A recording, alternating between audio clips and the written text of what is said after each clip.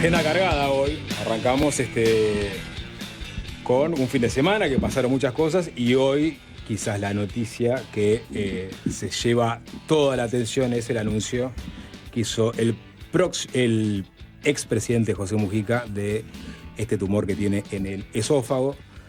Una noticia que tomó por sorpresa a mucha gente y que bueno, ahora estamos viendo las reacciones políticas, nacionales, sociales, internacionales, ¿no? Todo, ¿no? Fue sobre el mediodía la conferencia, un poco antes, Jorge. Sí, capaz para el que no está tan al tanto, porque no tienen por qué estarlo, podemos escuchar un fragmento. Mili, si lo tenés por ahí, es la conferencia de prensa que da Mujica, donde hace este anuncio. Vamos a ver lo que fue captado por Telemundo. Escúchenlo. Informarles que el viernes pasado concurrí al Casmo a hacerme un chequeo, a resulta de lo cual se descubrió que tengo un tumor en el esófago, que es algo obviamente muy comprometido y que es doblemente complejo en mi caso, porque padezco una enfermedad inmunológica hace más de 20 años que me afectó, entre otras cosas, los riñones, lo cual crea obvias dificultades para técnicas de quimioterapia o de cirugía. Todo eso lo están evaluando los galenos, haciendo análisis celular, cómo sigue esta historia. Yo les quiero transmitir que mi vida, más de una vez, anduvo la parca rondando el cáter, pero me siguió pastoreando todos estos años. Seguramente que por obvias razones, esta vez me parece que viene con la guadaña en ristre, y veremos lo que pasa. Mientras tanto, mientras pueda, yo voy a seguir militando con mis compañeros, fiel a mi manera de pensar y entretenido con mis verduras, con mis gallinas, porque no se cambia de matungo al final del río. Siempre he sido un terrón con patas, digamos la tierra, y mientras el rollo aguante, voy a estar. Bien, volvemos a... Bueno, ahí lo escuchaban, era parte de lo que cubrió Telemundo de esa conferencia de prensa. Mujica, por un lado, haciendo este anuncio. Después tenemos algún otro dato más que lo compartimos ahora en unos minutos. Pero también vieron que, comentando un poco sobre su vida en general, ¿no? Porque por un lado, es verdad lo que dice de que es doblemente, un diagnóstico así, es doblemente peligroso para una persona que tiene una enfermedad autoinmune. ¿Se acuerdan del famoso video cuando se le acercó una persona a saludarlo y le dijo, no te puedo saludar, no es que tengo una enfermedad autoinmune? Claro. Hubo un momento que él estuvo muy complicado por eso. Y eso fue medio en la pandemia, ¿no? Claro, fue en la pandemia. Esa época, claro. Una mujer quería acercarse, darle un beso a Mujica, y Mujica lo que le dijo, estamos en pandemia y yo tengo una enfermedad autoinmune. No, por favor, quédate ahí. Pero lo que les iba a decir es, claro, vos tener un diagnóstico así con una enfermedad autoinmune y a la edad de Mujica... 88 años tiene Mujica, el próximo 20 de mayo cumple 89, nacido en el año 1935. Me gustó la descripción que hace, ¿no? Ese lenguaje campero, siempre anduvo la parca rondando el catre. Y ahora tiene la guadaña en ristre. Pero me fue pastoreando nomás, pero ahora viene con la guadaña en ristre. Se la ve venir.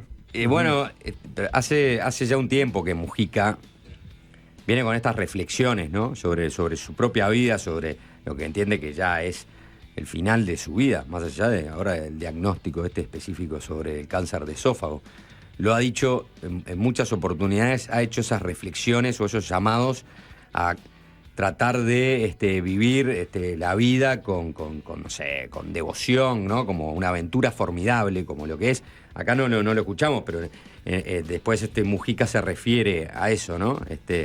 A que lo más preciado justamente es la vida porque se acaba y la vida es una aventura formidable, ¿no? Ese como llamamiento que siempre estaba él haciendo un poco sobre todo a los más jóvenes, ¿no? Me acuerdo que cuando lo agarran en el velorio de Mariano Arana, allá en la Intendencia de Montevideo, en el Salón Azul de la Intendencia de Montevideo, bueno, creo que fue en el salón o en el atrio principal. El atrio principal. El atrio principal fue. En el atrio principal de la Intendencia de Montevideo, lo primero cuando le preguntaron sobre Mariano Arana, bueno, dijo unas palabras sobre Mariano Arana y lo segundo que dijo fue, acá estamos todos haciendo la fila, ¿no? Sí. Porque él venía acompañado también de otros veteranos, ¿sabes? La generación ya de los más veteranos, ¿no? Que están arriba de en el caso de Mujica, prácticamente rondando los 90 años, ¿no? Y después, muy en estilo Mujica, una parte que tampoco salió en el video es, bueno, a los periodistas que estaban presentes, si quieren hacer preguntas, dijo que no sean de medicina, ¿no? Porque de medicina no sé nada, ¿no? Sí, también dejó un mensaje, ¿no? Mensaje a las pibas y pibes de este país. La vida es hermosa, se gasta y se va. El quid de la cuestión es triunfar. El quid de la cuestión es volver a empezar cada vez que uno se cae. Y si hay bronca, que la transforme en esperanza. Pues dijo, luchen por el amor, no se dejen engatusar por el odio. Y si los atrapa la droga, no se queden solos, nadie se salva solo. Pidan colaboración, luchen.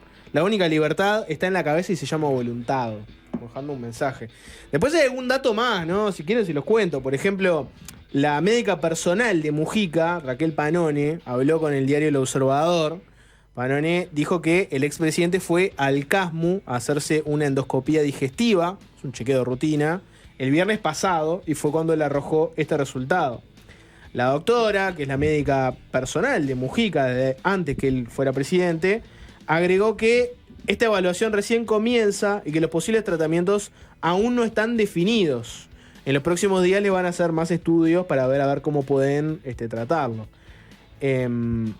Está ese tema que les decía, del doblemente complejo, lo decía el propio Mujica, con el tema de la enfermedad autoinmune. El diario El País habló con Laura Vera, que es la presidenta de la Sociedad de Oncología del Uruguay. ¿Qué dijo ella sobre este tipo de tumores de esófago? Bueno, no entró al caso particular de Mujica porque ahí corresponde a la gente que vio sus análisis, claro, todo, etc. Sobrevienen, dijo, ¿no? En hábitos prolongados que tengan que ver con qué. Bueno, con la el consumo alimentación. Mirá, lo que dijo fue, como el esófago, parte del aparato digestivo, pasa mucho por la alimentación. No por algo puntual que vos hagas, sino por un estilo de vida. Claro. Y el estilo de vida uruguayo es muy hostil. Y lo que comentó fue una dieta muy fuerte en carnes rojas, fumar, mate, alcohol, reflujo sin tratar, cosas bastante comunes en el Uruguay. No es algo puntual, como les decía, sino un estilo de vida. El mate. El mate. Y todo, ¿no? Todo. La infusión de bebidas calientes como el mate. Carne roja y mate. Sobre todo con el efecto bombilla que vos ¿no? Como mucho más directo a la vez. Sí. Eso, cosa de estar como sorbiendo. Tomando agua hirviendo. Sí, digo, todos los uruguayos nos vemos reflejados ahí, ¿no? Carne roja, mate. Y bueno, muchos se verán reflejados por el alcohol también, o el reflujo sin tratar, yo qué sé, mil cosas. Reflujo sin tratar, bueno, sí. Pero bueno, es algo que capaz que no está tan en la conversación, ese tipo de tumores. Pero bueno, lo que dice la presidenta de la Sociedad de Oncología es que si bien no es de los más frecuentes, es bastante prevalente. O sea, no es de los más comunes dentro de los tumores, pero hay bastante. Sí, bueno, aparecieron obviamente dentro del MPP todas sus figuras principales y no principales a dar su mensaje de aliento, de apoyo. Y creo que en todo el espectro político aparecieron, digamos, los mismos mensajes. No estamos hablando de un expresidente de la República, más allá de las grandes diferencias que tengan algunos. La noticia, y cómo la dio aparte Mujica, ¿no? Fue como... sí, fue muy llamativo. Fue muy a lo la Mujica, ¿no? la entereza con la que pudo encarar ese momento, que obviamente es absolutamente delicado, ¿no? Sí. Bueno, como él bien dijo, todavía no tiene muy claro el panorama, en el sentido de si va a haber un tratamiento, qué tipo de tratamiento puede recibir. Así que eso se sabrá en los próximos días. Por lo pronto, la noticia es esa. Del fin de semana, si quieren, avanzamos. El episodio más descollante fue el que se dio el sábado, ¿no? En el propio digamos, en la sede del PIT-CNT, sobre todo creo que ahí se dieron las imágenes más impactantes, cuando había un corredor humano que escoltaba de alguna forma a los principales referentes de la central sindical y también del Frente Amplio, llevando las cajas con las firmas a la Asamblea General, cargándolas en un camión bajo una marea de aplausos. 430.000 firmas. Se alcanzaron. Esa imagen de la llevada de cajas ya la habíamos visto con la LUC, ¿no? Sí. Que había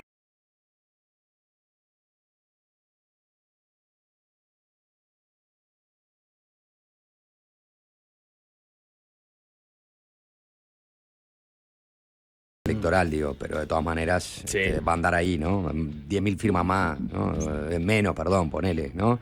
Como un margen de... Sí, arriba de las 400.000, seguramente. Claro, exacto, arriba de las 400.000, que me parece que más allá de esa escenografía que se da en el torno a las firmas, que ya se sabía que el PIT-CNT, con el apoyo del Partido Comunista y del Partido Socialista también, iban a llegar a las firmas, que las iban a juntar, lo que termina generando como que la noticia tenga otro impacto, y sea de mayor análisis, si se quiere, es que juntaron 430.000 de las 276.000 firmas necesarias. Entonces, me da la impresión que fue parte de un efecto que se logró buscar, porque estaba revisando, a los primeros días de abril habían anunciado 230 y pico mil, 240 y pico mil. O sea, estaban muy cerca, era obvio que iban a llegar, pero les quedaban menos de un mes. En menos de un mes casi que tienen 200.000 firmas más, les acaba 80.000 firmas más. faltar una paloma de la galera, que se la guardaron para ese día en particular, con todo ese efecto, ¿no?, comunicacional,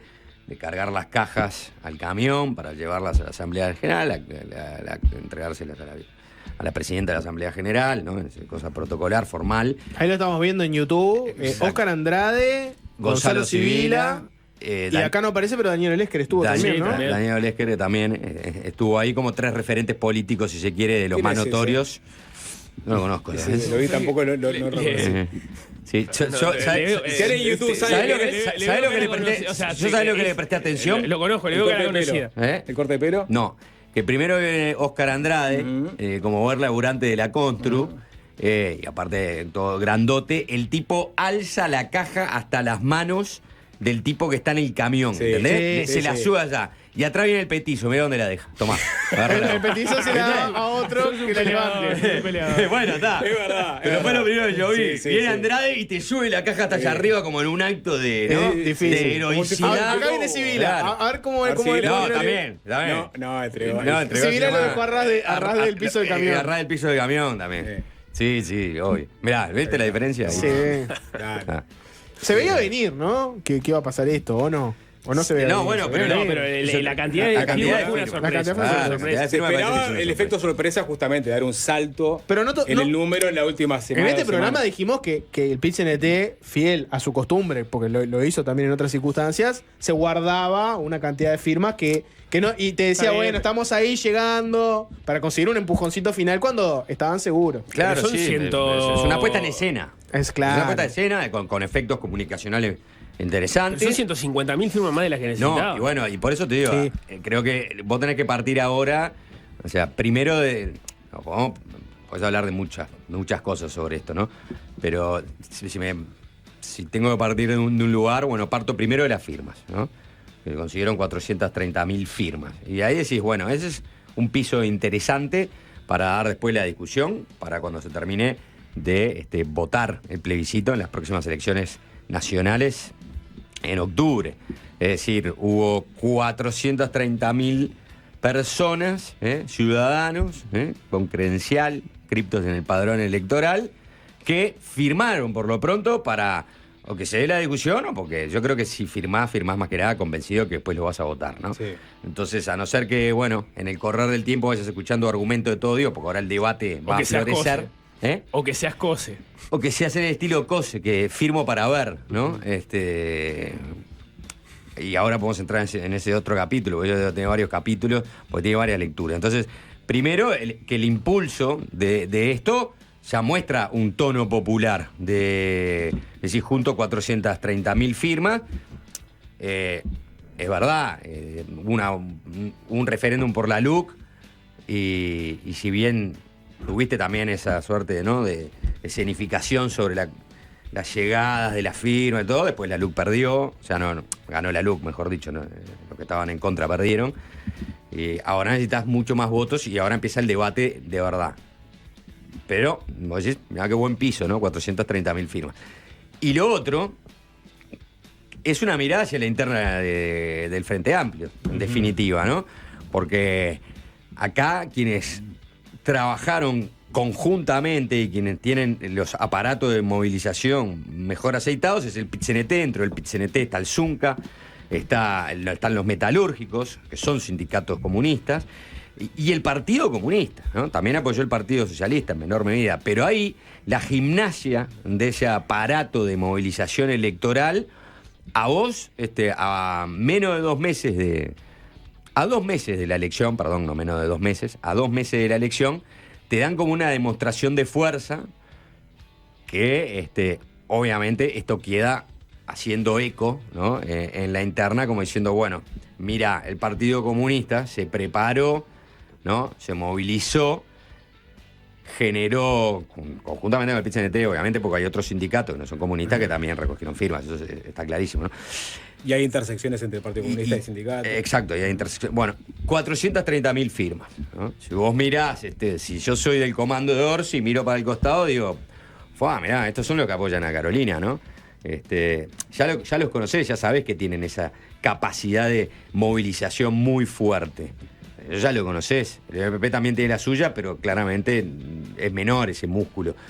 Y ese músculo, con un tema que a los uruguayos les es sensible, porque decís, ¿de qué venís vos? De la reforma en que vos decís, vas a tener que trabajar más y en muchos casos por menos. Bueno, ahora movimos todo ese aparato para juntar las firmas, llevar adelante un plebiscito donde vos vas a jubilarte a los 60 años. Y bueno, la lectura que se puede hacer de cómo queda la interna del Frente Amplio parada entre un candidato como Orsi, que ya se pronunció en contra de ese plebiscito, ya lo manifestó, que no lo va a acompañar, sin dar tampoco explicaciones mucho más allá de decir que no lo va a acompañar, y Carolina Cose, que ha jugado con el decir, me voy a definir más adelante, todavía lo estoy estudiando, siendo elusiva y no comprometiéndose con una respuesta, ¿no? Entonces, ese escenario es otra lectura interesante de lo que arrojó el sábado. ¿Hasta dónde va a cambiar eso? Porque les voy a pasar ahora, tenerlo a mano, Mili. Álvaro Delgado fue uno de los primeros consultados de la coalición después de que se entregaron las firmas, ¿no? Y esto decía Álvaro Delgado, que me parece que va a marcar un poco la tónica del oficialismo, que está en campaña, obviamente, y que en realidad va a estar en campaña por esto, pero también está en campaña para ganar las elecciones. Miren lo que decía Delgado y reflexionamos un poquito a partir de esto. La gente va a tener que decidir. Y la verdad que ningún candidato a presidente y ningún partido político va a poder eludir su responsabilidad de decirle a la gente cuál es el rumbo, qué es lo que piensan y qué es lo que aconseja a la gente que haga. Especificó que Este es un plebiscito. Ahí veíamos, estaba Delgado, Beatriz Argimón, Pablo Audala, Valeria Ripoll. Pero bueno, básicamente Delgado lo que decía es, a partir de este tema de que se entregan las firmas, ahora ya no corre más la de que haya candidatos que no se definan y te digan, hablo después. Parece bastante evidente que una de las estrategias de la coalición va a ser pulsar sobre ese tema y agarrar dentro del Frente Amplio y empezar a hacer como mucho más fuerza para que vean si quedan comprometidos por este tema o no. Hacerlo sangrar por la herida, digamos. Algo así, ¿no? Porque de alguna manera también esto es, habrá que ver, pero es un brete, es una complicación para el Frente Amplio, ¿no? complicado. Vos tenés sectores y candidatos que están en contra y sobre todo tenés un conjunto de técnicos dentro del Frente Amplio, en algunos casos técnicos y políticos, como es el caso de Mario Vergara, que ahora apoya la candidatura de Orsi, que su discurso en contra de este plebiscito es contundente. O sea, se refieren a esta reforma que está planteada, ¿no? A medida que se juntaron las firmas y ahora este plebiscito, como algo que puede causar un desastre a nivel país, por su insostenibilidad financiera, porque comprometería al país de una manera absoluta en materia de que la economía no aguantaría, ¿no?, este tipo de reforma, pero aparte de los problemas jurídicos que generaría, de los arristas que tienen cuentas con nombres y de personales, entre los administradores de los fondos, que son las AFAPs, que le podrían abrir toda una cantidad de juicios al Estado. Entonces, tenés algunos que están radicalmente en contra porque entienden que esto es un desastre, tenés otros que lo apoyan. Y tenés candidatos que están en contra, no votarlo, alguno que está a favor, como es Andrés Lima, y Cose, que eligió no pronunciarse todavía, ¿no? Sí. Eligió el camino más cómodo de lo que es la estrategia electoral hacia el 30 de junio, ¿no? Después no, pero hasta el 30 de junio...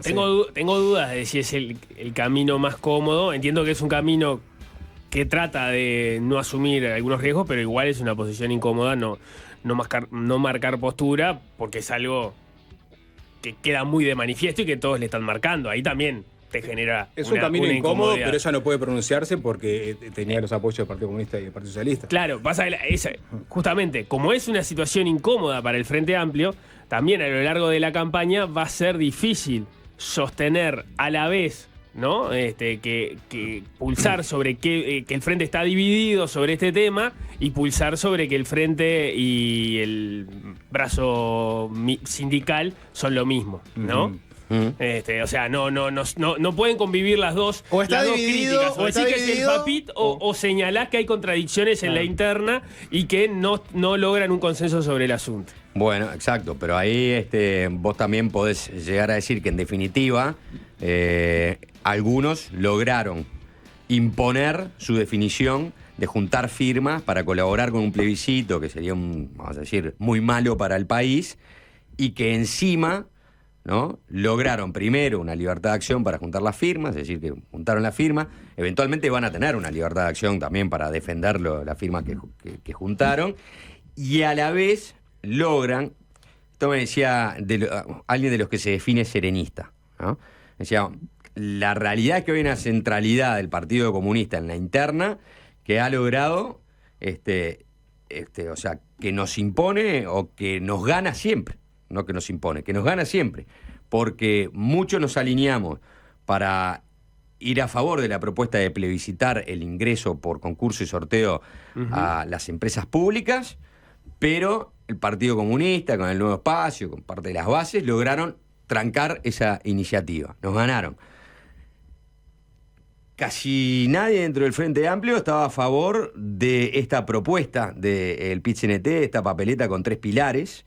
El Partido Comunista sí la apoyaba, y el Partido Comunista, el Partido Socialista, el PVP, digamos. Sí. Entiendo verdad, ¿no? Pero el Partido Comunista es el más fuerte dentro. Sí, pero perdón, ¿no? Voy a hacer un agregado antes, Juanchi. Dale. O sea, esta historia arranca con una minoría dentro del PIT-CNT, un tercio de un conjunto de sindicatos que en donde no están los comunistas. Donde no están los comunistas y que tiene a su vez pocos afiliados, es decir, que son poco representativos, digamos, a nivel de afiliación, pero tienen cada uno su voto. Ese tercio logró, porque el Partido Comunista, a través del Zunca o a través de los metalúrgicos, quería una prórroga de la decisión, ¿no? O sea, ni siquiera... Después había otra articulación que estaba en contra. Exactamente. Entonces, y la tercer corriente, ¿no? Esta historia parte de una base muy chica. Que reúne a varios sindicatos más chicos, son los que terminan ganando porque su moción termina siendo mayoritaria entre 3 mociones. Vos tenías 3 mociones, la moción de prórroga, la moción de un plebiscito que fuera refrendario, ¿no? Y la moción de este plebiscito. Exacto. El tercio mayor fue el de este plebiscito. Exacto. O sea, lo cual se habla de que hay una desinteligencia a la hora de cómo plantear las mociones que se dividieron votando cosas distintas. Unos querían votar, bueno, cuándo lo votamos, cuándo lo discutimos y a su vez estaban divididos sobre qué tipo de propuesta es. Claro, uno era básicamente era en contra de la reforma del gobierno, otro es la iniciativa de la reforma propia, que fue la que ganó. Está bien, pero esa discusión... Ya está. Y ahora tenés 430.000 Pero bueno, firmas vos y un brete para el Frente Yo Amplio. creo que Sapo lo que trae acá, lo que quiere decir Sapo, me parece que en definitiva Rescatar la épica. es que al revés de ese refrán que dice, viste, la montaña parió un ratón, el ratón parió una montaña. Absolutamente.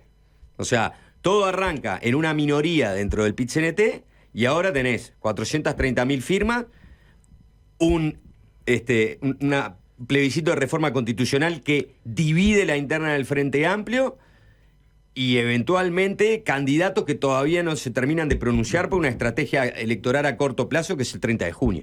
Sí. Porque por eso yo dije cómoda, para mí la situación es cómoda. Si vos imaginás un universo, ¿no?, de votante de izquierda, sobre ese círculo haces un círculo menor, concéntrico menor, y decís, bueno, hay un universo menor que son los votantes del Frente Amplio que van a ir a votar a la interna. Y allí, yo estoy seguro que hay mucho más propensos a decir, estoy a favor de este plebiscito, porque este plebiscito también es en contra de la reforma que hizo la derecha, que todo ese mundo de personas racionales, sensatas, vamos a ponerle estudiosas, técnicas, que van a decir no, este plebiscito no, porque tiene una afectación fiscal. La progresiva bien insostenible. pensante técnica. Entonces, claro, acá lo que hay es Para mí- el para círculo mí hay concéntrico un- más chico y la moción. Claro, Y la para mí posición hay un cómoda de decir, problema- yo no digo nada, porque tampoco soy clara para aquellos que son más racionales, pues dicen, bueno, pero en un momento se va a pronunciar en contra, y a la vez dejo que fluya toda esa energía positiva hacia mí porque no me pronuncié en contra y firmé para que esto suceda. Mirá lo que dijo Cose, pará, vamos a lo que dijo Cose, que es la última vez que se pronunció sobre el tema, ¿no? Y qué iba a pasar en caso de que se alcanzaran las firmas. Dijo, si se alcanzan las firmas requeridas, tal como lo establece la Constitución en su artículo 331, el tema volverá al Parlamento y en particular a la Asamblea General. Eso pues es debatible incluso. ¿Eso cuándo lo dijo? Esto lo dijo cuando publicó su postura sobre firmar o no, ¿no? Ello nos dará la oportunidad de que sea nuevamente debatido, incluso que surjan alternativas que sean positivas para nuestra población. Pero eso está. Eso no va a pasar. No va a pasar. Una vez más repito, este es el salvoconducto que tiene Cose para eventualmente decir firme porque es importante pronunciarse sobre esta ley mala, y va a decir, bueno, si no aparece una opción superadora, bueno, yo pero no voy a firmar. me parece importante discriminar qué es eso. Eso es verdad, el inciso A del 331 te marca la posibilidad de que cuando vos juntás las firmas, aprueba el plebiscito, vaya a la Asamblea General y eventualmente haya una papeleta alternativa a eso, para lo cual vos precisás votarlo en el Parlamento y tener determinado tipo de mayoría. Igual no es un no, eso es una papeleta alternativa. Es una papeleta alternativa, vos tenés otra propuesta. Resulta muy ilógico que ese camino se recorra, porque vos ya los consensos no los tenías, y cuando además el Frente no precisaría construir esas mayorías simples, porque si en vez de ir por el A fuera por el B, con 2/5 de la Asamblea General que los tiene, podría generar su propia... Entonces, ¿para qué va a ir por el camino del A 331 para generar una papeleta adicional si por el B precisa menos votos y alcanza con los votos del Frente Amplio para hacerlo? ¿Qué es lo que pasa? No hay consenso. Entonces, eso es parte de la justificación absolutamente rocambolesca que encontró Cose para justificar una firma cuando todavía no quería pronunciarse para hacerlo, que me parece tiene todo el derecho del mundo de no pronunciarse hasta cuando ella quiera. Pero el argumento que utilizó desde el punto de vista del realismo político parece no ser consistente. No, ahora, es lo que le quedaba por hacer, el estrecho margen que tenía. Ahora, no, lo que quería decir es, lo que me preocupa de cómo encaramos el debate para adelante, tiene que ver con algo que vos lo decías y Jorge lo reafirmaba, es pensarlo en términos de bien pensantes y no bien pensantes, que serían los que habrían firmado para la papeleta, porque me parece que ahí generás una grieta o una brecha de comunicación donde va a ser muy difícil poder dar un debate en serio a propósito de esta propuesta. Que hay una dificultad periodística incluso para abordar esto, porque hasta el momento, más allá de que ahora empezaron a aparecer nombres de técnicos que habrían participado de la confección de la papeleta y van a poder dar elementos para la discusión técnica. Hasta ahora la discusión por el lado de firmar venía siendo estrictamente política, y nosotros incluso a la hora de cubrirlo solo teníamos desde el punto de vista técnico las opiniones de quienes estaban en contra de este plebiscito, que eran abrumadoras, ¿no? Y que por cierto sentido común en relación a lo que te decían, te laudan una discusión. Entonces ahora vos tenés el desafío de, a la hora incluso de pararte frente al debate que se va a dar, de no decir están los bien pensantes de un lado y los no bien pensantes del otro, porque tenés 500.000 de personas que firmaron que hay que respetar, que tienen sus argumentos y que van a construir los argumentos a partir de ahora. Uno es de esperar que aparezcan una serie de números y de cálculos, así como desde el Ministerio de Trabajo, desde el BPS, desde CIMBE, desde distintos centros de estudio fueron apareciendo argumentos en contrario. No, una cosa que vas a tener es, en verdad, tres cosas, son tres actores vas a tener. El gobierno, que va a defenestrar esta propuesta, el Frente Amplio, que está en contra de la propuesta, que va a tratar de, por lo que estás viendo ahora, ¿no? Las reacciones, tratar de forma asertiva, tratar de convencer a aquellos que votaron, que son también votantes del Frente Amplio, de que es una mala reforma, y están los que impulsan la reforma. No sé si van a convencer de forma asertiva, no sé, eso no me queda claro. No, yo veo más bien al Frente Amplio, adentro del Frente Amplio, los que están en contra, expresando no me gusta por esto. No sé si van a salir a decirle a la gente no lo votes porque... Cuando hablamos de bien pensantes, hablas de las redes sociales, las formas en que se está pronunciando los que están en contra, que son del Frente Amplio. Muchos de ellos ya se expresaron durante todo el fin de semana, criticando la reforma. Vamos a decir, ¿son dirigentes de menor calibre? Bueno, puede ser que sean dirigentes de menor calibre, algunos en términos políticos, digo. Pero después, a nivel más importante, tenés a Mario Vergara. Sí, está bien. Lo que te digo es que Mario Vergara fue a, no sé si fue a ADM o no sé si estaba con la Asociación de Dirigentes de Marketing o si estaba en otra ADM de esas. En ADM, claro. Fue a ADM y dio un ejemplo contundente. Dio un ejemplo o sea, lo he escuchado mil veces, Mario Vergara. Bueno, creo que para mí hay una diferencia entre que los bien pensantes técnicos te escriban en redes sociales esto es malo porque y te dan los puntos, a que el Frente Amplio salga y le hable a su militancia y le diga no lo voten. O sea que el Frente Amplio es dos cosas o tres cosas ahora el Frente Amplio. O sea, no es. Yo lo que pasa es que es el condicionamiento más importante, me parece que va a ser hasta el 30 de junio. Sí, obvio. Ese es el condicionamiento más importante. Antes de la interna nadie va a querer meterse en ese tema. Yo no lo planteaba como los bien pensantes que tienen todos los fundamentos técnicos.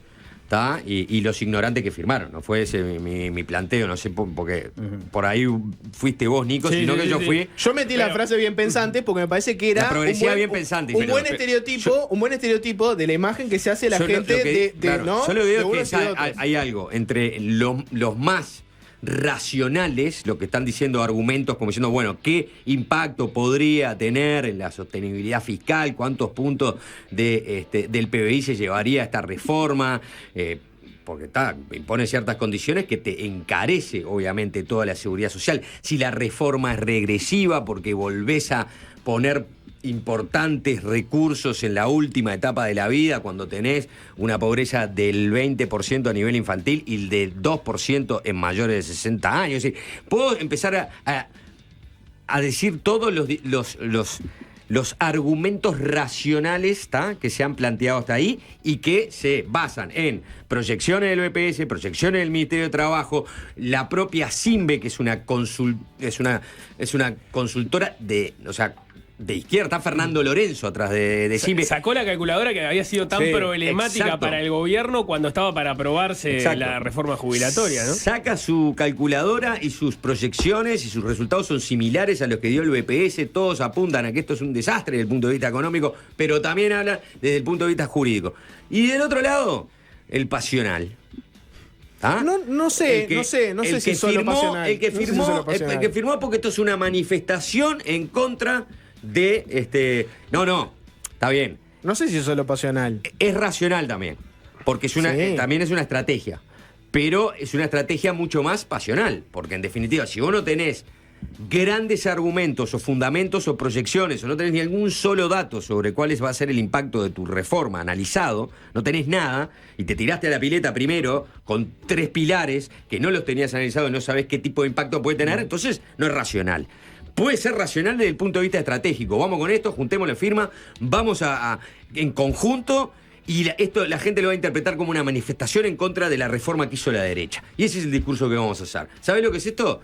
Es en contra de la reforma que hizo la derecha. La derecha te quiere hacer trabajar 5 años más para ganar menos. Y esta es la manifestación de que nosotros no acompañamos la reforma de la derecha. Y porque estoy viendo la discusión ahora en vivo en las redes sociales, entre los que podemos calificar como de izquierdas, racionales o la progresividad bien pensante, y entre los que juntaron las firmas, que le dicen, con tu discurso, lo que estás haciendo está favoreciendo a la reforma que la derecha o el oficialismo hizo. Bueno, entonces, ahora, de acá al 30 de junio, están esas dos posiciones.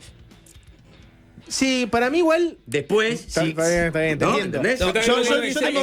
Hay argumentos que manejan que vos después los podés compartir o no los podés compartir. Que están convencidos de que son así. Hay tantos miles de millones de dólares de exoneraciones fiscales. Y bueno, si vos avanzás sobre eso y haces una reforma tributaria que contemple dejar gravar más al capital, bueno, vos vas a encontrar el dinero que precisas. ¿No? Hay que grabar, Nico, hay que aumentar los aportes patronales. Es al revés eso.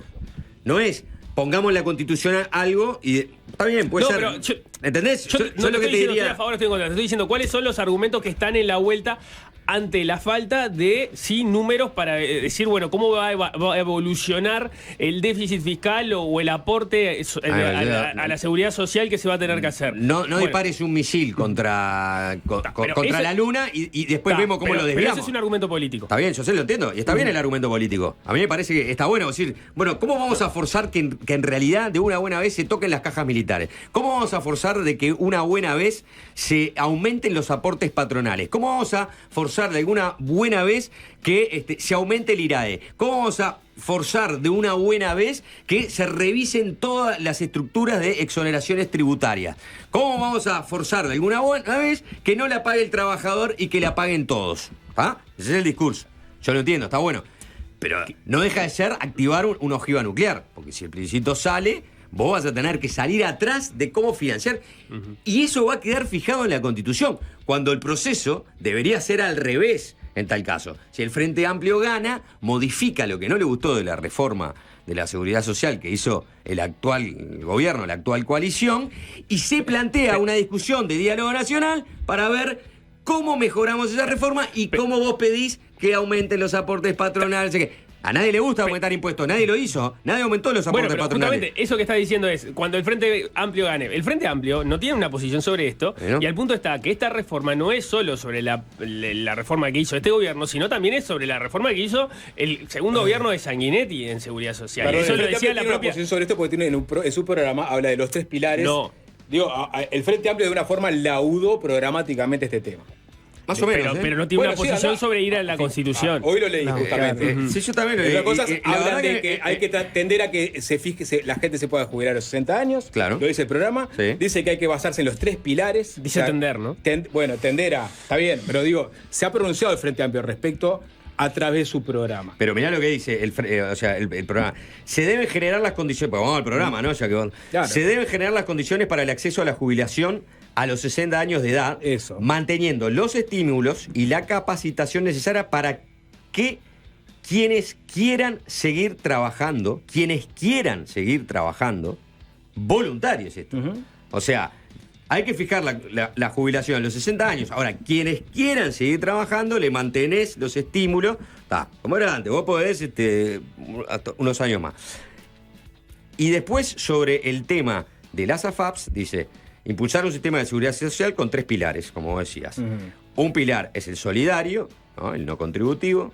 Está el de reparto intergeneracional, el contributivo. Y el de ahorro no especulativo. Y de ahorro no lucrativo. O sea, de ahorro no lucrativo. O sea, no es contra el ahorro individual, pero sí contra las AFAPs, si se quiere. Y bueno, claro, porque o sea, las AFAPs son de ahorro lucrativo, porque obviamente, Pues se llevan una comisión. vos haces un aporte tuyo, ellos se llevan una comisión y te fijan una renta, más o menos, que vos vas aumentando tu ahorro en función de la renta que te consigue el administrador de tus fondos. Pero es lucrativo porque alguien cobra.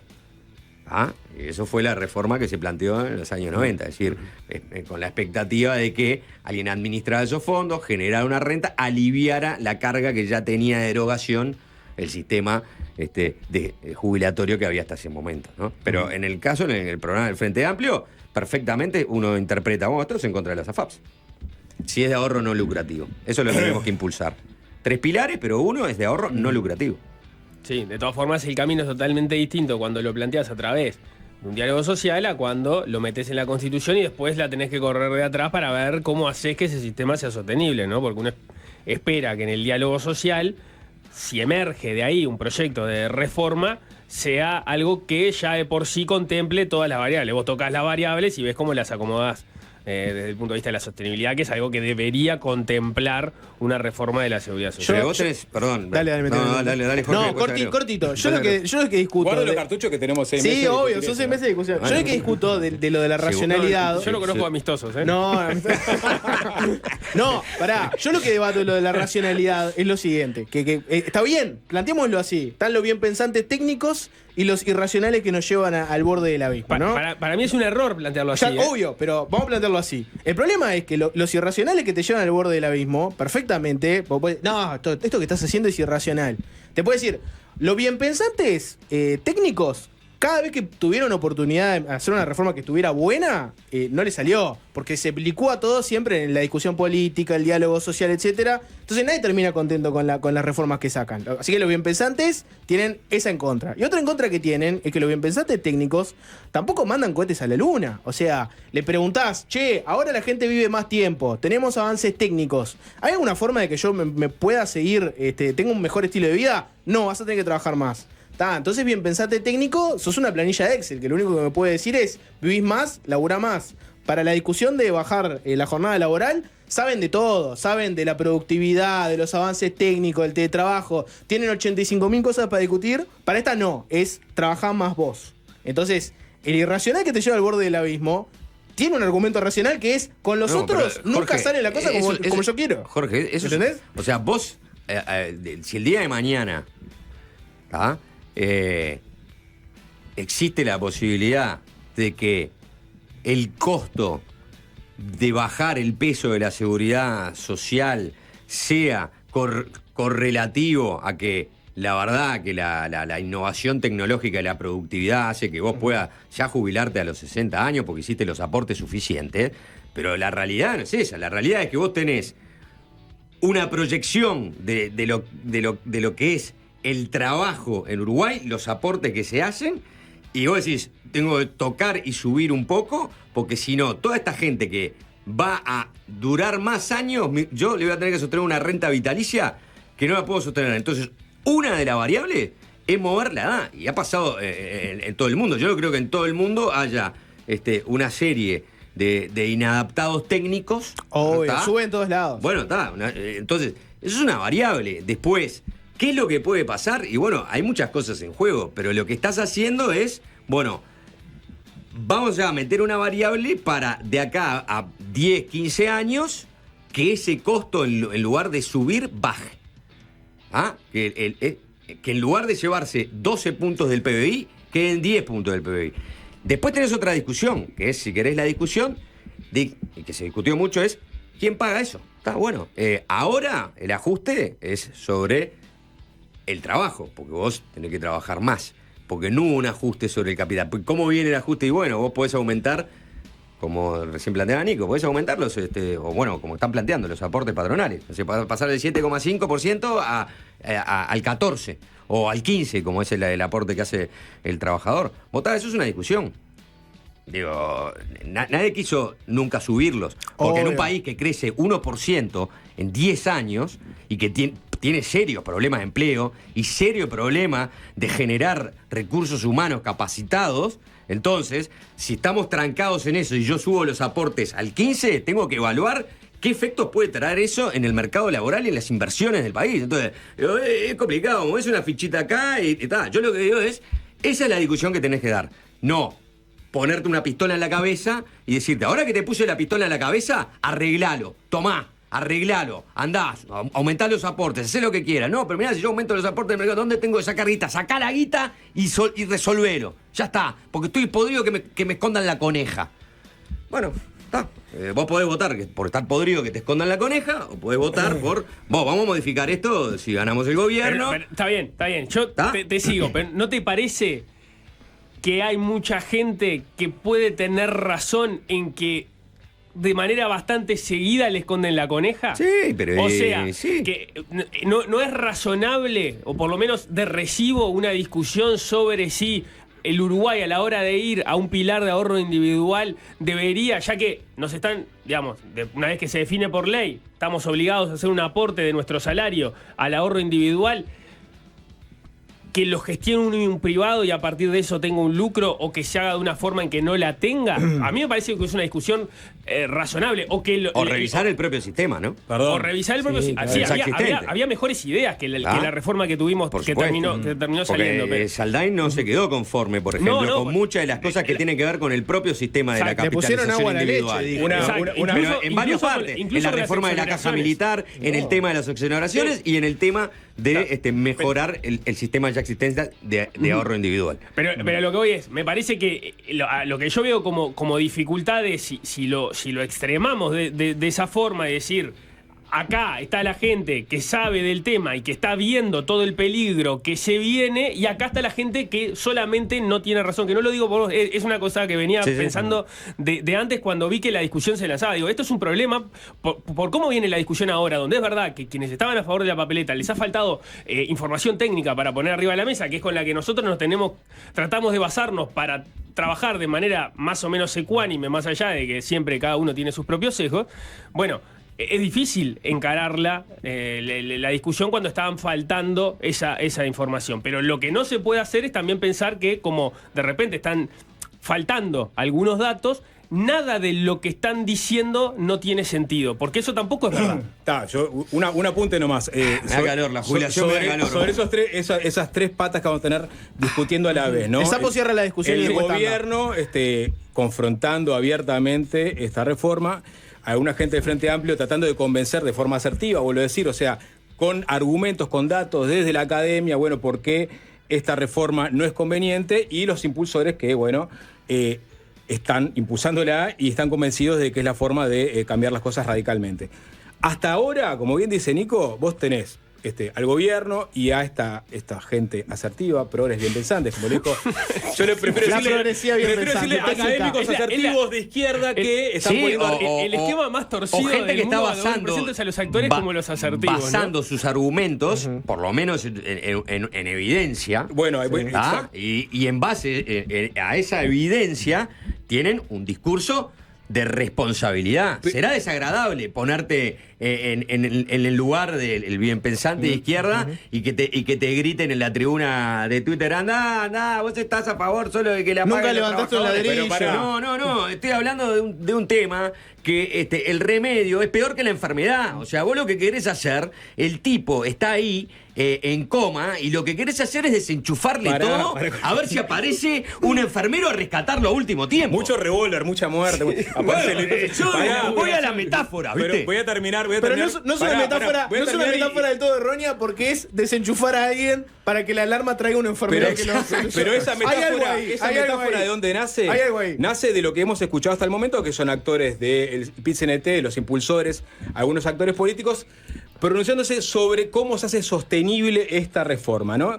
Y ahí empiezan a aparecer lo que mencionaba Juanchi. Bueno, se habló de las exoneraciones a las iglesias, por ejemplo, escuché como argumento. Bueno, habría que pedirles que aporten exoneraciones a la educación privada. Pero pará.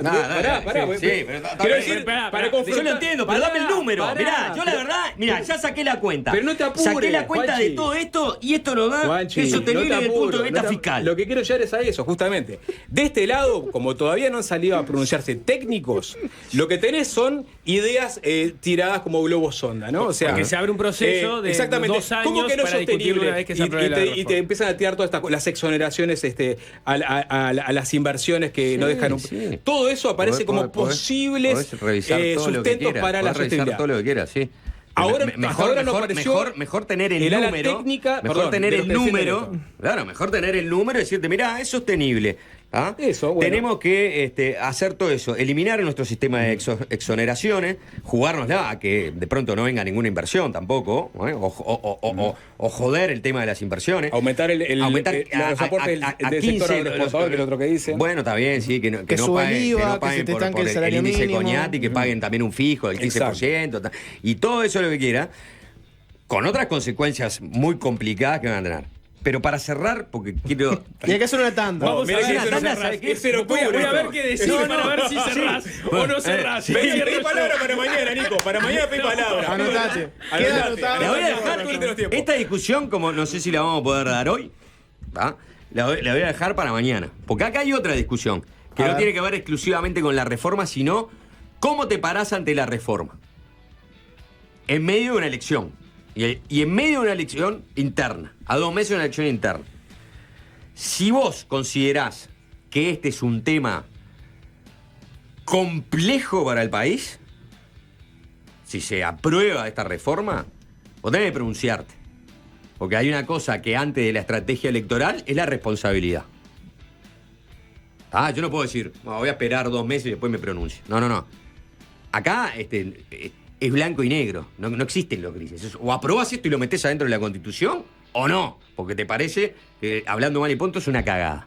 Entonces, ahí, y ya, mirá, esto es antesala de la nota que vamos a hacer, ¿no? Con el economista Pablo Ferreri y con Florencia Astori de la agrupación ESA, que apoya la candidatura de COSE. El espacio socialdemócrata amplio. Bien podría ser Exacto. bien pensante. ¿Puede alguien que aspira a ser presidente o presidenta Académicos asertivos. de la República no pronunciarse sobre un tema tan importante ya, en este momento? Buen gancho. Música, tanda, y ya venimos con esa nota y vemos qué te dice el espacio socialdemócrata dentro del grupo de COSE sobre este tema. Le di mucho tiempo para pensar a Ferreri. Sí, le di Acá, demasiado tiempo para que piense a Ferreri. le mostré la cara. Igual no se le imaginaba. Le mostré la carta porque soy bueno. ¿Quién tiene canción de arranque hoy?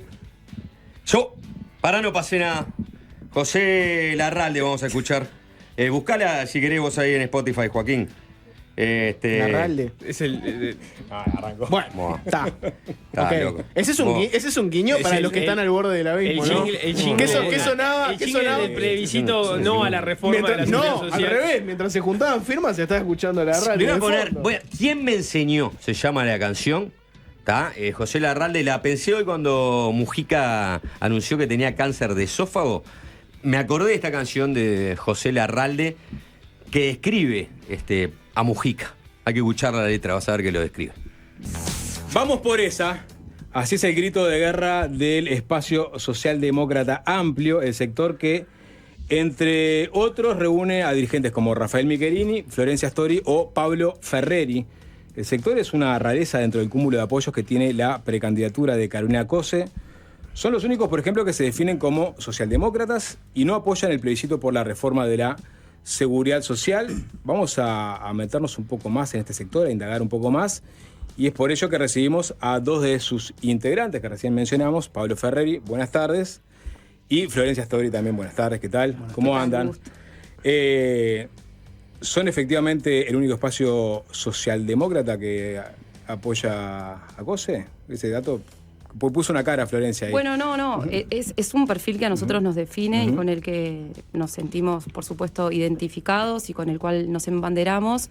Y creemos que eso le aporta un gran valor a la candidatura de Carolina en esto de ser sectores con diversas sensibilidades. Así que en ese sentido creo que es una bandera para nosotros muy importante a defender. Sí, y dentro del espacio... Nadie va a reivindicar que es socialdemócrata dentro del apoyo a COSE. No importa, No sé. lo que sí tiene Carolina son unos 30 sectores que le apoyan, muy diversos, y eso que puede a priori verse como un problema, yo creo que por el contrario es una gran virtud de su candidatura, tiene una enorme diversidad, como tiene también el Frente Amplio, ¿no? Y la verdad que nos sentimos muy cómodos en ese esquema trabajando. Ahora, en un esquema amplio, socialdemócratas conviven, ¿no?, con comunistas. En un esquema de más corto de alianzas político-electorales, esto sí es una rareza. Es decir, los que se identificaban, por lo pronto en los últimos 20 años de la política uruguaya, ¿no?, los que se identificaban en el espacio serenista tenían serenista, socialdemócrata, ahora ya podemos hablar de astorista, ¿no? Y según Maní, astor y vergarismo también, o sea que incorporó una más. O sea, ellos no tenían estrategias de apoyar candidatos donde coincidieran eventualmente con el Partido Comunista, salvo que cuando apoyaron, no sé, todos a Tabaré Vázquez, supongo. ¿No? Lo que pasa que ahí yo hace poco escuchaba esto del triunfo cultural de los legados dentro del Frente Amplio, de cómo... ¿Qué es serenista ahora dentro del Frente Amplio? ¿Somos todos? ¿Somos algunos? Yo creo que el legado de Sereñi nos atraviesa a todos los sectores de distinta manera y lo interpretamos de diferente manera. Y inclusive, bueno, el legado de mi padre, me parece que también nosotros nos identificamos con eso y desde ese lugar optamos por apoyar la candidatura de Carolina Cose. Creo que en ese sentido el Frente Amplio ha crecido en términos de que se ha logrado apropiar en de distintas maneras y con distintas sensibilidades de esos aportes, si se quiere, de referentes más históricos. Entonces creo que eso no queda reducido a un solo sector o a un solo ámbito, y que por eso se pueden empezar a dar este tipo de cosas que antes capaz que no se daban. Y además, Juanchi, desde 1971, socialdemócratas conviven con comunistas en el Frente Amplio. O sea, no es... El paraguas grande, sí. No es una novedad. No lo ha sido para distintos apoyos o para el tratamiento de distintos temas. Que apoyemos una misma candidatura, además, no quiere decir que pensemos igual. Yo creo que ahí está la riqueza de la diversidad. Claramente en algunos temas tenemos diferencias, en muchos otros tenemos mucha sintonía, como ocurre con distintos sectores del Frente Amplio, ¿no? Entonces no encierra ningún problema, porque creemos además que Carolina puede hacer una adecuada síntesis de esa diversidad de sensibilidades. No existe el mandato de sangre, Florencia, pero bueno, es la pregunta que te hacen cada vez, por lo menos nosotros nunca te tuvimos acá. ¿Por qué no apoyar o estar militando con Asamblea Uruguay, ¿no? Siendo que Danilo fue su fundador. Yo creo que la pregunta me siento más cómoda respondiéndola por el lado positivo de por qué estar en el ESA o por qué estar apoyando a Carolina.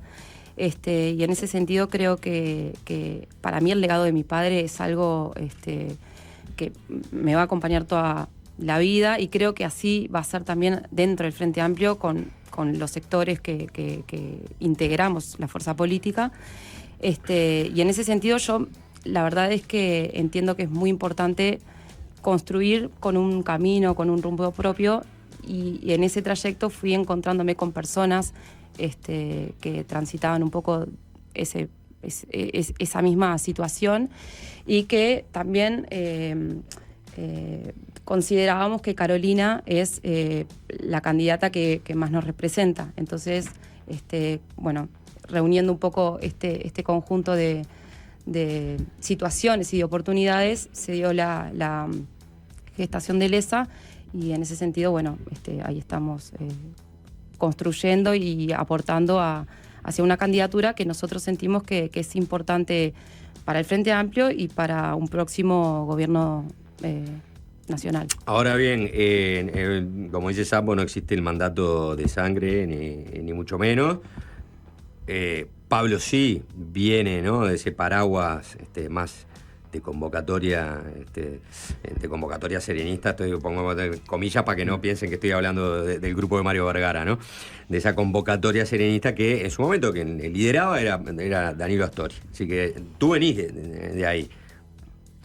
Y el preámbulo va a ser un poco largo, ¿no? Pero si pensamos... Cosa inusual en vos, ¿no? Sí, pero esta pregunta viene armada de la producción. ¿Qué piensa en mí? Y como sabe que me gustan los preámbulos largos. Si pensamos en Danilo Astori como máximo exponente, ¿no?, de lo que se define como la socialdemocracia dentro del Frente Amplio, da la impresión que Cose ha estado siempre en la vereda de enfrente. Fue la presidenta de Antel en el gobierno de José Mujica, el gobierno en el que Astori dijo que el gasto de las empresas públicas estuvo fuera de control. Y eso claramente es una seña de esto que estamos hablando, ¿no? De la responsabilidad macroeconómica, por ejemplo. Eso sería una seña de un espacio socialdemócrata, astorista, en fin.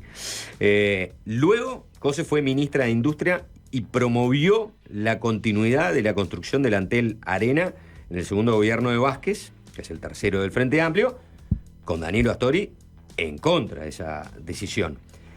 En las internas del año 2019, Carolina Cose fue apoyada por el MPP, mientras que Danilo Astori, Asamblea Uruguay, pujó por la candidatura de Daniel Martínez.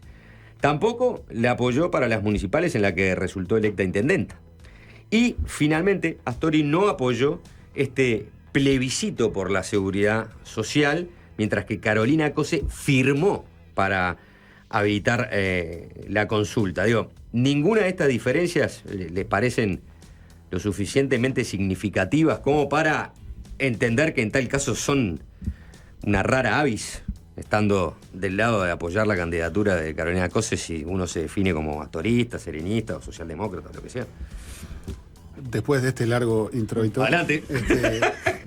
Trataremos de responder. Primero que nada, bueno, en el caso de Florencia ni que hablar. En mi caso, yo me formé al lado de Danilo trabajando con él en el Ministerio de Economía y por lo tanto mi forma de razonar o de entender muchas veces las cosas incorpora enormemente la forma en que él me enseñó a razonar. Dicho esto, yo creo, te hablo personalmente, que por su liderazgo, su capacidad de liderazgo, su capacidad de gestión, es una mujer que hace, y por su vasta experiencia en el sector público, es alguien que tiene todas las condiciones para liderar un nuevo gobierno frente amplista, que entiendo que además debería ser el inicio de un nuevo ciclo progresista en el Uruguay. Cuando uno mira los desafíos que están por delante, no alcanza con un periodo de gobierno, no alcanza con ganar, hay que gobernar bien. Y honestamente creo que Carolina cumple con esos requisitos, como también lo cumplen los otros compañeros, pero creemos que en el caso de ella es quien mejor puede llevar adelante esto. Cuando tú hablas de perfiles y demás, creo que omitís en el razonamiento, o por lo menos déjame incorporarlo a mí, que el Frente Amplio tiene un programa único. Y por lo tanto, hay muchas discusiones que están saldadas. Nos une a los Frente Amplistas un programa. La hoja de ruta va a ser no la de Carolina Cose o la de Yamandu Orsi, sino que va a ser la del programa del Frente Amplio, hecho por todos. Yo además considero que los aspectos vinculados al orden macroeconómico y fiscal, de los cuales creo que son un pilar fundamental para avanzar hacia el desarrollo. No hay proyecto de desarrollo que prospere en el desorden. Basta mirar lo que pasa en Argentina para entender de lo que estoy hablando. Es fundamental y que eso ha permeado en todo el Frente Amplio. Por lo tanto, yo no veo problemas. Cuando miro el programa del Frente Amplio, cuando miro la trayectoria de Carolina, no veo problemas en ese sentido. De hecho, en mi caso personal, también apoyé la candidatura de Daniel Martínez a la Intendencia de Montevideo. Pero bueno, la política también se trata a veces de momentos, de contextos, y yo creo que en este contexto y para lo que se viene, hemos entendido que Carolina es quien mejor puede liderar ese salto de calidad que precisa el Uruguay. ¿Florencia? De acuerdo con Pablo, nosotros estamos trabajando convencidos por una candidatura y más allá de las diferencias que también celebro que se puedan dar y que hayan podido generarse, es cierto esto que dice Pablo, de que nosotros trabajamos con representantes de todo el país en la conformación de un programa único, que somos la única fuerza política que lo construye de esa manera, que generamos el espacio y el tiempo para que eso se pueda dar. Entonces, realmente nosotros reivindicamos, si bien apoyando a Carolina, y eso genera un cierto trabajo en nosotros en relación a determinado perfil y determinada dirección dentro del frente, nosotros nos manejamos desde la unidad. Entonces, eso trasciende quizás cualquiera de estos planteos. Habla mucho del programa del Frente Amplio, ¿no? Y ya nos metemos en este plebiscito. Que es un salvavidas a veces, bueno, y a veces es un cinturón de hierro, entonces depende cómo usarlo, ¿no? Me interesa su posición, ¿no? O sea, este plebiscito que se va a realizar, ya están las firmas, muchos entienden que pone en jaque las cuentas públicas del país de aprobarse, o sea, porque es insostenible. Y por aparte presenta una serie de fundamentos que no están explicitados en el programa del Frente Amplio. Entonces la pregunta es, el Partido Comunista, el Partido Socialista, el PVP, que juntaron firmas, y que, bueno, para ustedes juntaron firmas por un proyecto que es insostenible, ¿no estarían pasando por encima del programa de alguna forma con esta iniciativa? Bien, primero que nada, yo creo que en el Frente Amplio partimos de una gran unanimidad. Unanimidad en que la ley aprobada en este periodo es mala. No es una buena norma, ni siquiera diría que cumple con los objetivos para los cuales fue creada, que fue la sustentabilidad en el largo plazo. Cuando uno mira los últimos estudios del BPS y demás, en el largo plazo se da cuenta que no está resuelta tampoco del todo la sostenibilidad o la sustentabilidad, como querramos decirle. Dicho de manera más coloquial, el propio presidente decía que se le puso mucha agua a la leche. En un final de la discusión, recordemos, muy desprolijo por ser delicado en la apreciación, recordemos los tironeos con Cabildo Abierto, con Manini y demás. Lo que da cuenta de lo difícil que es hacer una reforma de la seguridad social, porque muy hay que pisar callos, ¿no? Muy compleja. Yo creo que el gobierno tuvo la valentía de encarar el tema y hacer una reforma. El resultado final no es bueno. Dicho esto, el Frente Amplio, con respecto al plebiscito, dio libertad de acción. Por lo tanto, yo no creo que nadie esté pasando por encima de nadie, ni quienes lo apoyan, ni quienes no lo apoyan. Pero siguiéndonos al programa, pregunto, ¿no? O sea, el programa no plantea lo que están impulsando estos sectores del Frente Amplio. No, pero como te decía, hubo un acuerdo en el Frente Amplio de dar libertad de acción. Entonces, entiendo que nadie vulnera con la posición que tome. En nuestro caso, lo hemos dicho en muchas oportunidades, entendemos que esta ley es mala, pero trata temas que son dinámicos, que no quedan escritos en piedra. Cuando hablamos de la seguridad social, eso está atado a la esperanza de vida, a la dinámica del mundo del trabajo, a muchos aspectos que van cambiando con el tiempo. Y por lo tanto, lo lógico es esta mala ley corregirla con una ley. Y por lo tanto, no poner estas cosas en la Constitución. Eso en cuanto a las formas. En segundo lugar, con respecto a el contenido de la papeleta en particular, entendemos que, entre otras cosas, poner la prohibición del ahorro individual es algo que no compartimos. Más allá de las AFAPs sí o AFAPs no, porque decir que prohibimos el ahorro individual es mucho más amplio que las AFAPs sí o AFAPs no. Te meto una pequeña digresión ahí. En el programa del Frente Amplio, sobre el pilar del ahorro individual, habla de que no sea lucrativo. Es decir, eso elimina a las AFAPs en términos conceptuales, ¿no? Después no quiere decir que eso vaya a suceder. Pero sí está escrito en el programa del Frente Amplio, es decir, que el pilar del ahorro individual no sea lucrativo. Sí, vos podés tener un pilar de ahorro individual con otros modelos, como por ejemplo ocurre en los países nórdicos. Es una discusión más técnica. Está bien, pero a lo que te pregunto, ¿vos creés que debe existir el pilar de ahorro lucrativo o hay que ir hacia otro pilar? Yo creo que hay que tener un pilar de ahorro individual. Si rediscutimos todo el esquema de seguridad social, discutir cómo es ese pilar de ahorro individual me parece razonable. Pero creo que tiene que haber un pilar de ahorro individual. Pero los que manejan los fondos puedan eventualmente lucrar por manejar esos fondos. Yo creo que eso es algo que se puede discutir si estamos dispuestos a discutir un montón de cosas, porque esa no. Pero, perdón, una preguntita, porque vos seguramente sepas la respuesta. En donde existe otros modelos, supongo que el administrador será el Estado, porque ¿qué administrador privado deja un lucro cesante y se mete en una cosa que no gana nadie? Tenés el esquema de las cuentas nocionales, se llama así el esquema de los países nórdicos. Hay distintos esquemas. En mi caso personal, yo no estoy de acuerdo con la eliminación de las AFAPs.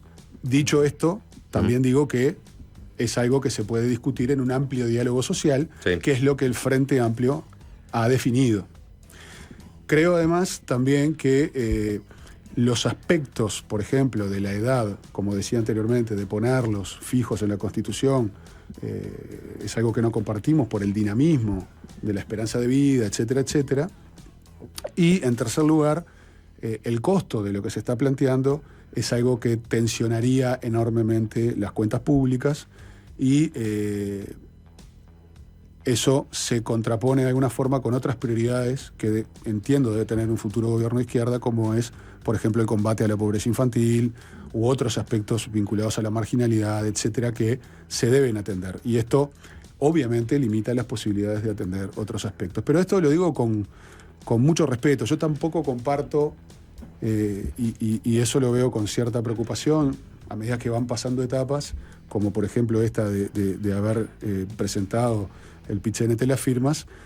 Creo que es una discusión demasiado compleja, demasiado amplia, nos va la vida a todos los uruguayos, incluso a los que no nacieron, y por lo tanto tiene que darse con mucho fundamento y con mucho respeto. No me gusta, a veces veo declaraciones tratando a los que apoyan esto como unos loquitos y a quienes defienden no apoyar esto como hay unos derechosos. Como unos derechosos. Entonces, pero los que impulsan esto tienen cómplices de la fundamentos. derecha. Pero entonces ni loquitos ni derechosos. Me parece que los frente amplistas hicimos una profunda autocrítica cuando perdimos el gobierno, y dentro de esa autocrítica estaba el hecho de andar criticando compañeros por la prensa. Entonces nosotros con mucho respeto damos nuestra opinión, cada uno tendrá sus fundamentos para apoyar o para no apoyar, cada uno tendrá sus fundamentos, habrá que discutirlo, nosotros tenemos nuestra posición. Hay fundamentos del otro lado de los que impulsan, entienden que hay fundamentos suficientes,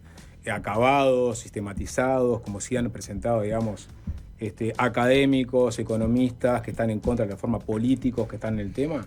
Bueno, yo he visto argumentaciones de ese lado, yo no me voy a poner a calificar el nivel de los estudios, no me corresponde. Sí digo que no comparto esa visión y por lo tanto tenemos esta otra visión. O sea, creemos que corresponde ser claros y firmes en nuestro caso, con nuestra posición, pero con absoluto respeto a quienes piensan distinto. Que no es, y empiezo por Florencia, que no es el caso de COSE, porque todavía no es clara a este respecto. No, ella hace el sábado tuvimos acto del Frente Amplio en Tacuarembó y creo que en gran medida me siento muy identificada con su planteo de que es importante reconocer el esfuerzo que se ha hecho y el dato que marcan las 430.000 firmas, porque eso habla de nuestra sociedad y habla de preocupaciones y habla de un trabajo que se ha hecho, y en ese sentido no se puede desconocer, no se puede dejar de lado y no se puede subestimar, sin dejar de reconocer esta postura que nosotros tenemos, que defendemos y que validamos desde los argumentos y desde la evidencia que para nosotros es la más sólida. En ese sentido, bueno, creo que inclusive Fernando Pereira, presidente del Frente Amplio, ya ha dicho que como fuerza política en este tiempo nos vamos a dar un tiempo de análisis y de diálogo, y que probablemente después de las internas es que el Frente Amplio se pueda pronunciar con una postura, ya sea dejando la libertad de acción o con alguna postura común. Pero yo voy a los precandidatos, ¿no? Va para los dos la pregunta. Hoy, las personas que aspiran a administrar este país, si son electos por la ciudadanía en las próximas elecciones nacionales que se vienen, todos se han pronunciado al respecto. O sea, que decir, acá hay una cuestión que es tan o blanco o negro, que los pronunciamientos ya se han hecho. Es decir, se pronunciaron los candidatos colorados, se pronunciaron los candidatos o precandidatos blancos, se pronunció hasta hace poco quien era precandidato, que es Mario Vergara, ahora ya no es más, se pronunció Orsi, los dos en contra, obviamente, se pronunció Andrés Lima, que dijo que está a favor. COSE dijo que firma y que todavía lo tiene a estudio. ¿Qué es lo que tiene a estudio? Si están las proyecciones del BPS, si están las proyecciones del Ministerio de Trabajo, ¿no te gustan esas? ¿Confías mejor en las proyecciones de Fernando Lorenzo, de Simbe? Gonzalo Zunino, también están, que son muy similares, y te da de que se duplicaría el déficit del sistema de seguridad social. El déficit. Aumentaría, no me acuerdo en 4 puntos, la parte contributiva. Si lo pensás en términos de financiamiento, tenés que pasar el IVA a 35%. Digo, estos argumentos técnicos o son muy livianos, o son hojarasca, o están mal fundamentados, o yo digo, a la pucha, acá hay que tomar una postura, porque no estamos hablando de una cosa que es menor para el país si se llegara a aprobar eventualmente en las próximas elecciones de octubre. Justamente, no es un tema para nada menor, y yo creo que en nuestro caso tenemos un sector que tiene una postura, o individualmente tendremos posturas y demás. En el caso de Carolina, como precandidata de una fuerza política, creo que tiene que tener un nivel de mesura y de cautela en sus declaraciones mucho mayor que el que podemos tener nosotros.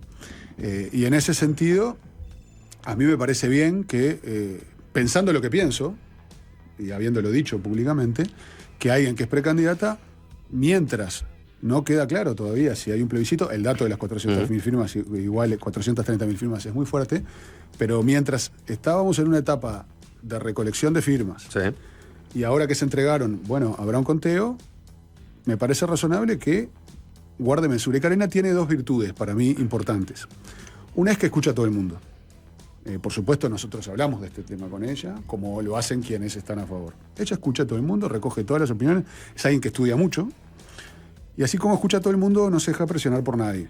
Entonces, en su momento, cuando estas cosas queden más claras, tomará su decisión. ¿Pero tiene que la pronunciarse definirá. antes de la elección interna? ¿O tiene que pronunciarse después? Porque yo entiendo, No, yo entiendo tus Juanchi, argumentos. Ahora, no puedo dejar de ver el elefante en el bazar, ¿no? O sea, acá el elefante. Lo tengo acá. Y entiendo del razonamiento de la estrategia electoral, yo lo entiendo perfectamente. Carolina tiene un sector político muy fuerte que la apoya, que se movilizó y consiguió 430.000 firmas, que quiere llevar adelante este plebiscito, y que la precandidata de ese sector político diga que está en contra, es, desde el punto de vista de la estrategia, inconveniente. Pero eso también está dilatando una respuesta sobre otro tema que es un tema muy serio para el país, ¿no? Poner en la Constitución 3 cosas que pueden, como tú bien decías, hacer insostenibles las cuentas públicas.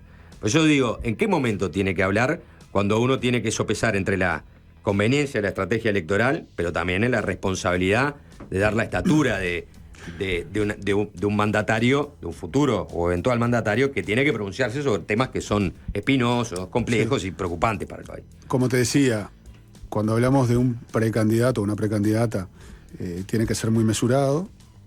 A mí me parece bien que se tome su tiempo, que no se deje presionar por nadie, incluso para elegir el momento en que entienda que tiene que hacerlo. No se lo va a marcar el ESA o el Partido Comunista o lo que hablemos aquí en esta mesa.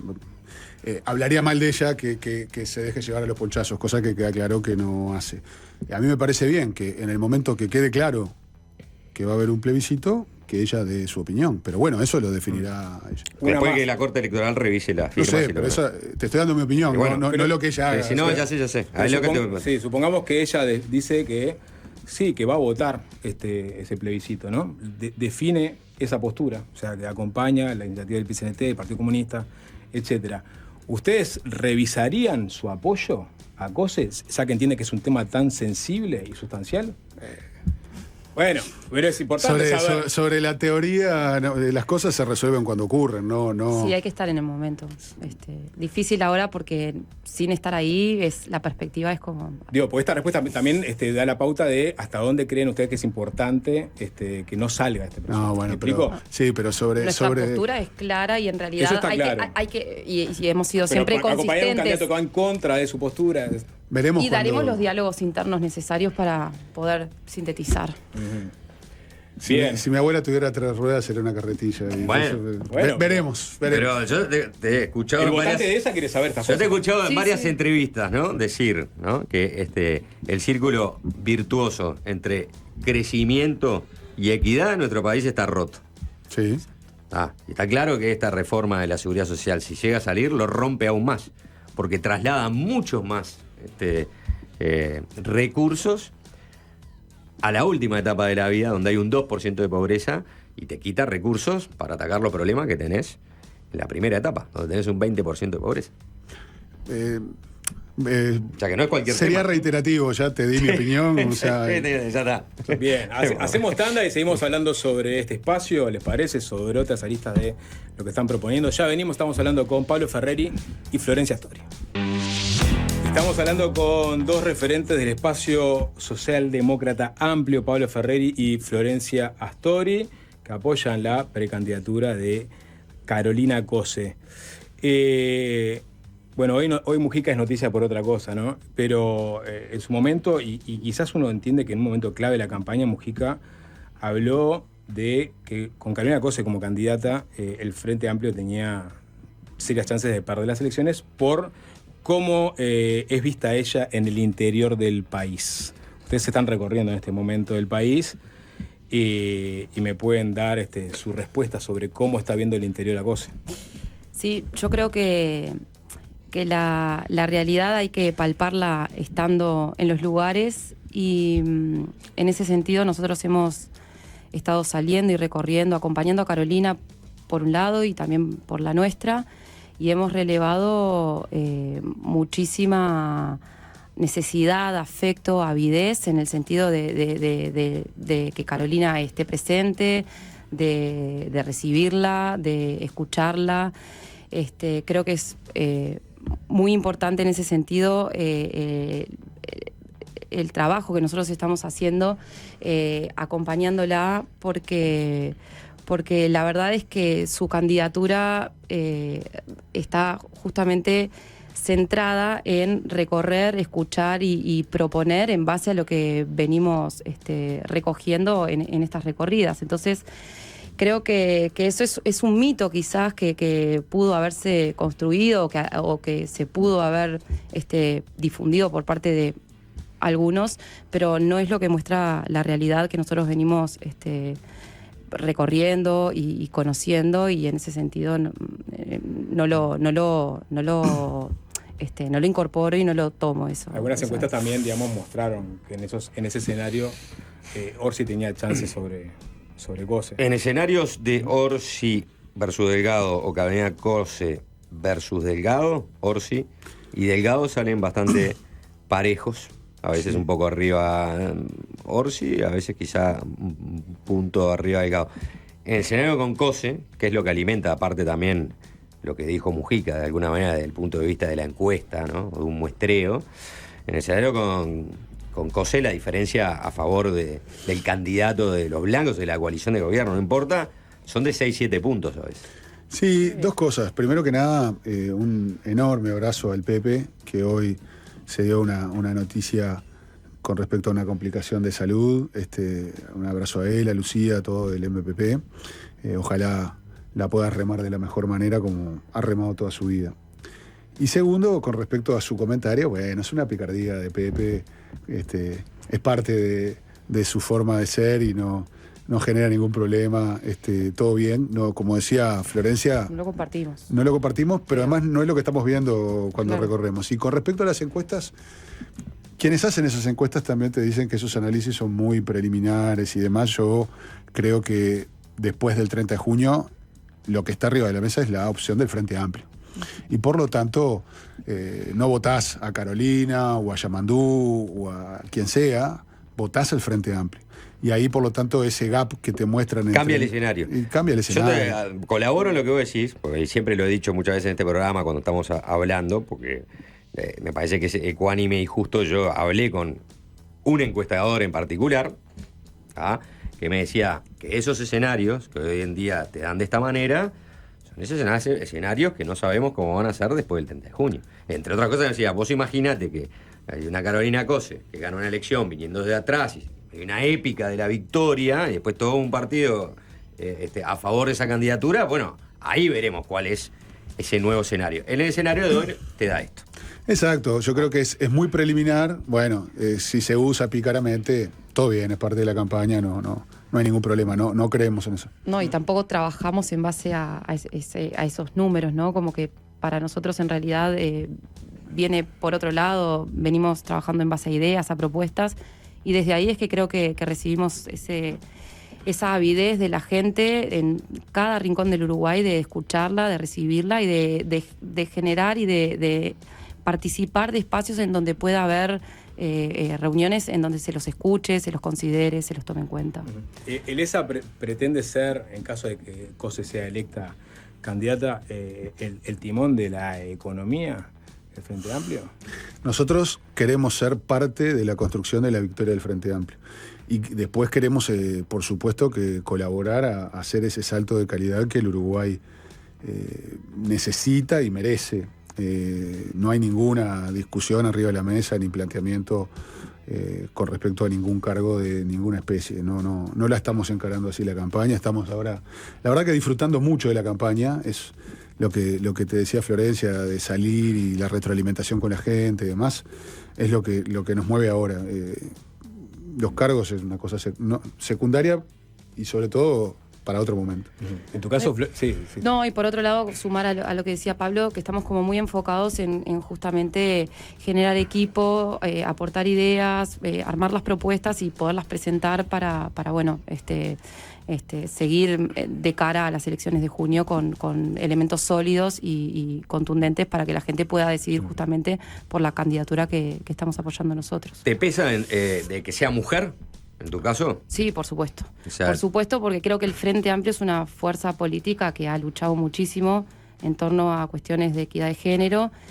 Y creo que en este momento tenemos una oportunidad única, y para quienes somos de izquierda entiendo que es necesaria y es importante tomarla, no solo porque Carolina sea mujer, pero creo que es importante hablar de eso. Ya hemos dicho en incontables oportunidades su capacidad, hemos referido a su trayectoria, a su potencial para generar equipos, a su liderazgo, a su capacidad de síntesis, pero creo que el ser mujer es un hecho que no se puede desconocer y menos en el Frente Amplio, así que para mí es un elemento decisivo. ¿Qué piensan de que Mario Vergara, que por lo pronto es el que más ha encarnado, si se quiere, bueno, empiezo de vuelta con las etiquetas, ¿no?